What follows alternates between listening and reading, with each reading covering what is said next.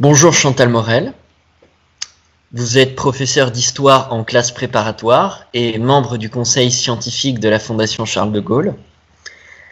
Et vous êtes récemment intervenu lors d'un colloque, Le temps des décolonisations, de Gaulle à nos jours, dans lequel vous avez retracé toutes les négociations et les rencontres qui ont mené à la signature des accords d'Évian en 1962. Et vous avez montré justement comment ces accords étaient en fait une victoire en demi-teinte. Mais dès lors, à quel point ces accords ont-ils su pacifier les relations franco-algériennes après leur signature? Bonjour Nathan Leguet. Alors, dire que les accords ont pacifié les relations franco-algériennes est quelque chose d'un peu hâtif et difficile à dire. Pourquoi? Parce que les négociations ont été très dures. Lorsque le général de Gaulle a annoncé la signature des accords le 18 mars 1962, il n'a pas crié victoire, il n'y avait aucun propos de gloire et de victoire dans son allocution. Au contraire, il parle du bon sens. Le bon sens l'a emporté, donc c'est la raison et non pas autre chose.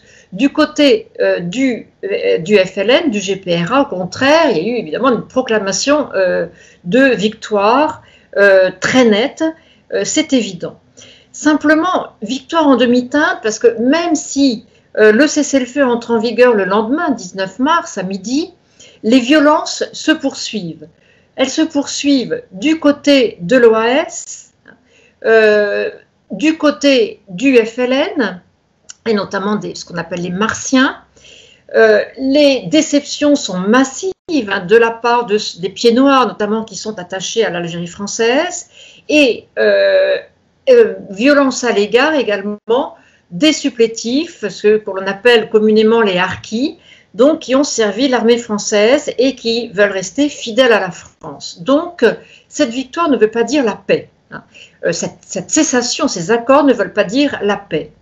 Et d'autre part, lorsque Ben Bella est rentré à Alger le 4 août 1962, il est à la tête de l'État, tous les négociateurs du FLN sont mis à l'écart.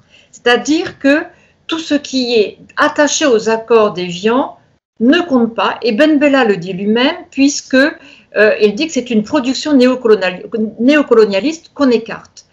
Cela dit, le général de Gaulle a voulu mettre en œuvre très rapidement les accords de coopération qui sont prévus dans les accords d'Évian, parce qu'il s'agit de respecter la signature de la France, et ces accords sont infiniment plus généreux à l'égard de l'Algérie qu'ils ne l'ont été à l'égard des autres anciennes colonies de la France. Chantal Morel, merci.